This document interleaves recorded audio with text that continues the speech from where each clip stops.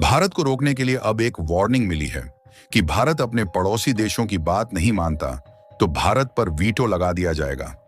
दरअसल ऑपरेशन सिंदूर से सिर्फ पाकिस्तान और तुर्की ही परेशान नहीं है, बल्कि एक और देश सबसे ज्यादा परेशान होकर अपना सिर खुजला रहा है कि आखिरकार उन्होंने पाकिस्तान की मदद क्यों की।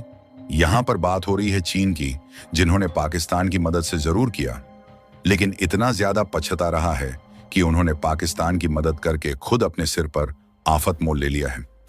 लेकिन अब यह पछताने लायक भी नहीं बचा है, क्योंकि भारत के हाथ उनकी वह दुखती नस लगी जिसको अगर भारत कसकर दबा दिए तो चिल्लाते चिल्लाते चीन की जान भी निकल सकती है। दरअसल ऑपरेशन सिंदूर के समय भारत के हाथ चीन का हवाई ब्रह्मास्त्र PL-15 मिसाइल लग चुकी है, जिसे पाकिस्तान के फाइटर जेट JF-17 से भारत के फाइटर जेट सुखोई को मार गिराने के लिए फायर की गई थी। लेकिन भारत के सुखोई ने जैमर का इस्तेमाल करते हुए इस मिसाइल को आधे रास्ते में ही निष्क्रिय कर दिया, जिससे यह फटने के बजाय जैसे की तैसे भारत की जमीन पर गिर गई। और भारत इस मिसाइल की सच्चाई सामने लाकर चीन की धोती खोल रहा है, तो चीन भारत को धमकी दे रहा है कि अगर भारत यह मिसाइल उन्हें वापस नहीं करता तो वह भारत पर वीटो लगा देंगे। पूरी डेवलपमेंट क्या है इस वीडियो में समझते हैं, लेकिन आगे बढ़ने से पहले इस वीडियो को एक लाइक करके चैनल को सब्सक्राइब जरूर कर लीजिए, क्योंकि आपके लिए तो 1 सेकंड का काम है, लेकिन इससे हमारी काफी बड़ी मदद होती है। दरअसल देखा जाए तो भारत के खिलाफ चाहे कोई भी मुद्दा क्यों ना हो, उन सभी में चीन भारत को नीचा दिखाने और हराने के लिए बढ़ चढ़कर आगे आता है। फिर चाहे उनका हाथ भारत को नीचा दिखाने में और गिराने में चोरी छुपे हों, या फिर सामने आकर, इन सभी में चीन की भूमिका देखने को मिल ही जाती है।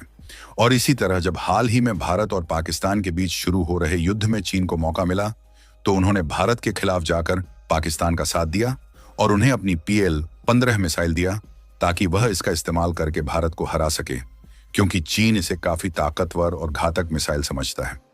लेकिन इस बार भारत ने चीन की ऐसी दुखती नस को हाथ में पकड़ लिया, जिससे आगे चलकर जब भारत के खिलाफ चीन को जाना होगा तो वह 3 बार सोचेगा और फिर पीछे हट जाएगा। क्योंकि आप सभी को पता है कि भारत पाकिस्तान युद्ध के दौरान भारत के हाथ चीन का हवाई ब्रह्मास्त्र यानी PL-15 मिसाइल लगी है, जिसे पाकिस्तान ने JF-7 विमान से भारतीय फाइटर जेट सुखोई को मार गिराने के लिए फायर किया था। लेकिन सुखोई के जैमर ने इस मिसाइल को बीच हवा में ही निष्क्रिय करते हुए दिशाहीन कर दिया था, जिस वजह से यह मिसाइल फटने के बजाय जैसे के तैसे खेत में आकर गिरी और भारतीय सेना के हाथ लग गई। अभी जो आप स्क्रीन पर तस्वीर देख रहे हैं, हम इसी मिसाइल की बात कर रहे हैं, जिसे इंडियन आर्मी के जवान लोगों को शोकेस कर रहे हैं। अब चीन को गम इस बात का नहीं है कि भारत इस मिसाइल को अपनी जनता को दिखा रहा है, बल्कि चीन को गुस्सा आने की असली वजह यह है कि आप देख सकते हैं कि न्यूज में क्या लिखा है। तो न्यूज के मुताबिक भारतीय वैज्ञानिकों ने चीन की PL-15 मिसाइल पर रिवर्स इंजीनियरिंग शुरू कर दी है, जिसके तहत इस मिसाइल का एक एक पुर्जा अलग किया जा रहा है।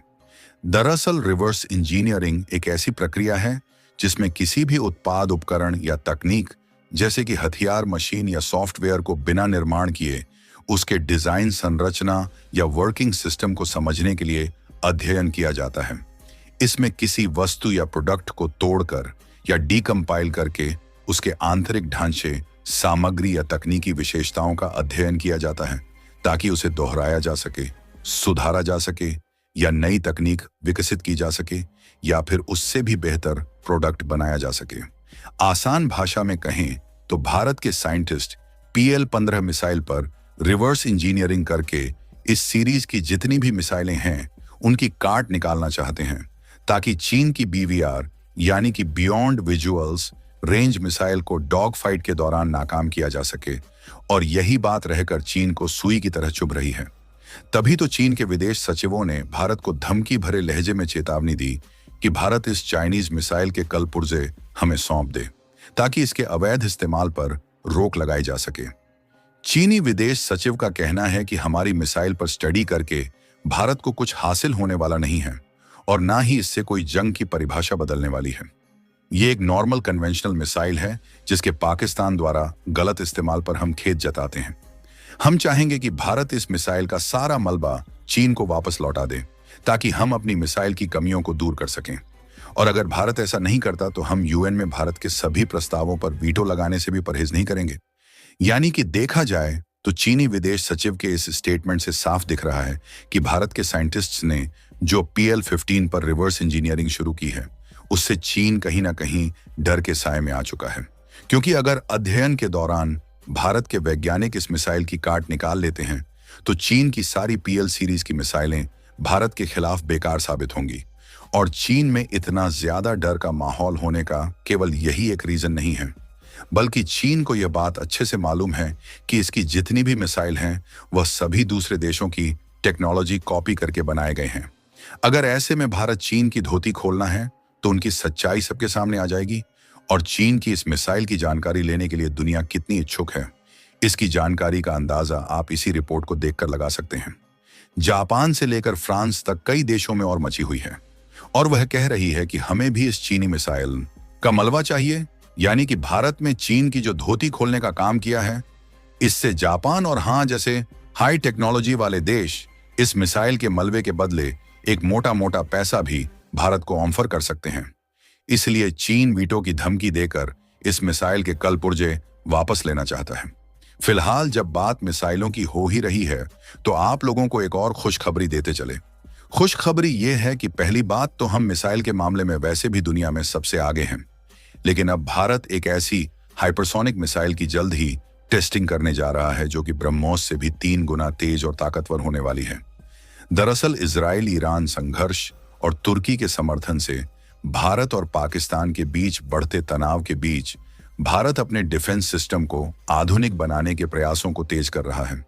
जहां ब्रह्मोस, अग्नि 5, पाइम और आकाश मिसाइलों जैसी उन्नतियों के आधार पर defence research and development organisation DRDO अब प्रोजेक्ट विष्णु के तहत अगली पीढ़ी की क्रूज मिसाइल का परीक्षण करने की तैयारी कर रहा है, जिसकी स्पीड 8 मैक यानी कि 11,000 किलोमीटर प्रति घंटा रहने वाली है, जो कि ब्रह्मोस से 3 गुना है।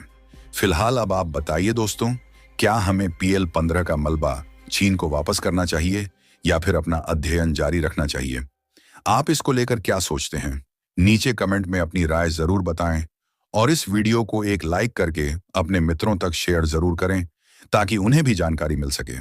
इसी तरह और भी नॉलेजेबल वीडियो देखने के लिए चैनल को सब्सक्राइब करके बेल आइकन को ऑल पर जरूर सेलेक्ट करें।